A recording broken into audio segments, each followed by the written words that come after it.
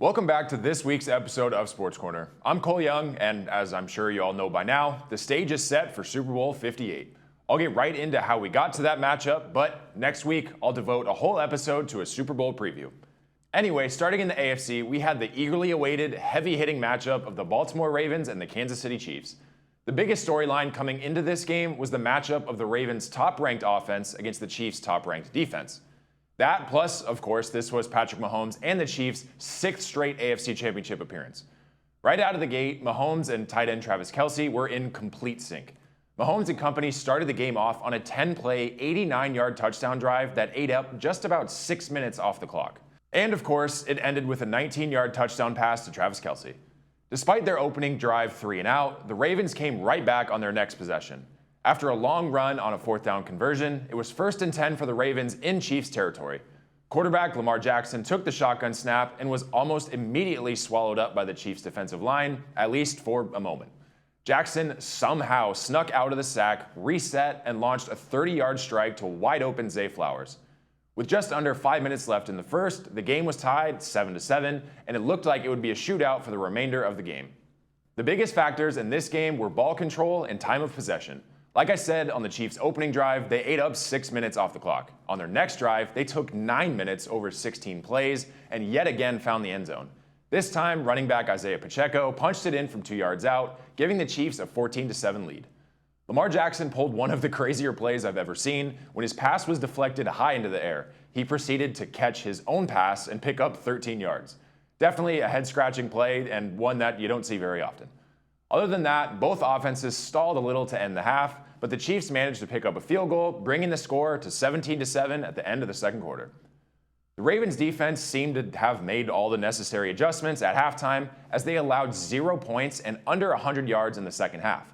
But the other side of the ball, the Ravens offense struggled pretty heavily. They had plenty of time on the clock and were driving down the field. Right as the third quarter ended, Lamar Jackson led the Ravens offense down to the Chiefs' 9-yard line. Jackson found receiver Zay Flowers open over the middle, who turned upfield and dove into the end zone. It looked like it would be a touchdown and make it a 3-point game until the ball popped out. The replay confirmed Flowers fumbled less than 6 inches from the goal line, and the Chiefs recovered. Although there was still a whole quarter left, it felt like the game was basically over after this, and it pretty much was. Justin Tucker would add on a late field goal for the Ravens, but the Chiefs would hold on to win 17-10. Patrick Mahomes would finish the day with 241 yards and a touchdown, and Travis Kelce led the team with 11 catches for 116 yards and a touchdown. Jackson finished with 271 yards, 1 touchdown and 1 interception, with just 54 rushing yards. Coming into this game, Jackson was averaging over 90 yards rushing per game in his playoff career, but Kansas City corralled him well, and it made all the difference. The AFC champion Chiefs then had to wait until the afternoon game was finished to see who they would be playing in the Super Bowl. For the first time in franchise history, the Detroit Lions were looking to advance to the Super Bowl. They're the only team to play in every season in the Super Bowl era that has not yet made it to the big game. In their way stood the juggernaut San Francisco 49ers. The Lions came out absolutely firing on all cylinders and took a big lead early. On just the 4th play from scrimmage, the Lions ran a reverse to receiver Jamison Williams, who accelerated, stumbled, and eventually made his way into the end zone on a 42-yard rush.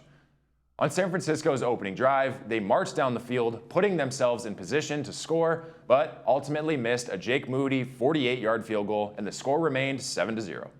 The run game was working beautifully for Detroit, and it succeeded again on their next drive. David Montgomery capped off an 11-play, 62-yard drive with a 1-yard touchdown run.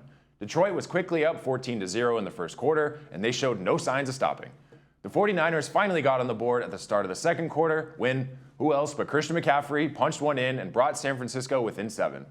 A Brock Purdy interception, followed by a Jahmyr Gibbs rushing touchdown and another Detroit field goal, brought us to halftime with the Lions in charge easily 24-7. They had all the momentum and they could do no wrong on offense. Everything they called was working, including trick plays like the reverse in the first quarter. But the funny thing about momentum is it shifts pretty frequently. The 49ers got the ball to start the second half and immediately drove down to kick a field goal. This time, it was straight through the uprights. The 49ers defense then stopped the Lions on 2 straight drives and scored a touchdown after an improbable catch. Brock Purdy launched one deep to Brandon Ayuk, and it seemed like the throw might be a little too far. Lions safety Kendall Vildor had a shot at an interception that would swing momentum back in the Detroit direction, but the ball bounced directly off his face mask, and Ayuk made an acrobatic diving catch at the 6-yard line. Purdy would then find Ayuk again, this time in the end zone, and the Lions' lead was cut down to 24-17. Momentum was completely on the side of the 49ers for the remainder of the second half, as they would go on to score 2 more touchdowns and a field goal. The Lions still had a shot late when they scored and attempted an onside kick, but the kick was recovered by San Francisco, and the game was over with the 49ers on top 34-31. San Francisco mounted the 4th comeback ever from 17 points down or more in a conference title game, thanks to some big plays by Purdy and bad mistakes from the Lions, including 2 failed 4th down conversions in field goal range. Purdy finished the day throwing for 267, 1 touchdown and 1 interception, while McCaffrey again put up over 130 scrimmage yards with 2 total touchdowns. Goff had 273 yards and a touchdown himself, and 3 different Lions players scored on rushing touchdowns. The 49ers move on to face the Kansas City Chiefs in a rematch of Super Bowl 54. Like I said, next week I'll cover the full preview of the game and give you all the storylines and fun facts. For now, I'll just remind you that the game will be held on February 11th in Las Vegas. Kickoff is set for 3:30 p.m. on CBS, and the 49ers opened at just slight favorites. I've said it before, but you can never truly count out the Chiefs. Just a quick fun fact, if you're thinking about driving out to Vegas and picking up a ticket for the game, the early average ticket price is $10,752. While there are no football games at all until the big game, there's some fun NFL events to hold you over. The NFL announced the new and returning skills competition that Pro Bowl players from the AFC and NFC will compete in during the 2024 Pro Bowl games, including dodgeball, tug of war, precision passing, and much more.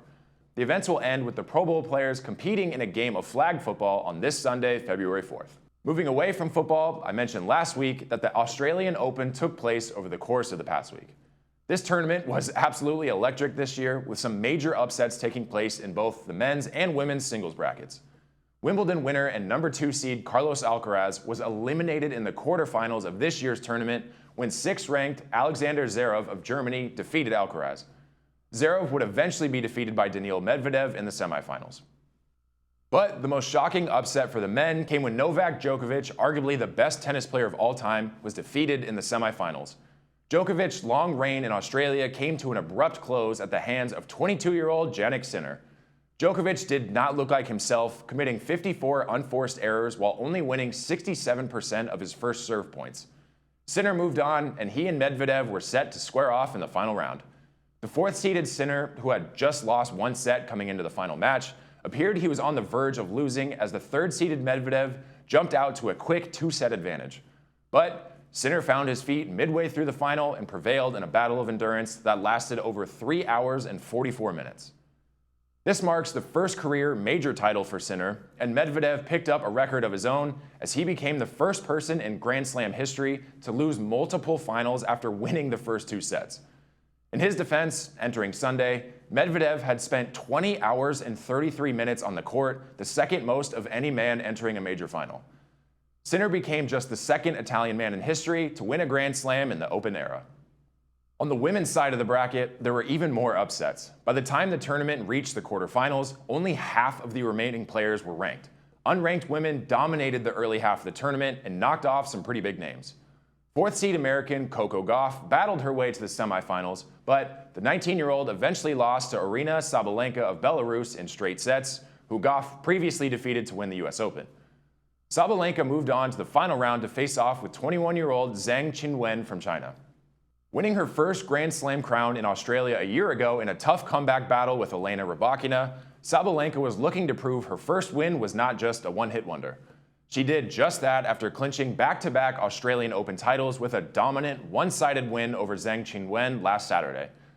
Zhang was the 12th seed entering the tournament, and her matchup with Sabalenka was her first time playing an opponent ranked in the top 50. With all that being said, enjoy your weekend and be sure to come right back here next Friday for my Super Bowl preview. There's still more than enough games of basketball, hockey, soccer, and more to enjoy, but enjoy these final 2 weeks of the NFL season. I'm Cole Young. Thanks for tuning in. I'll see you next time.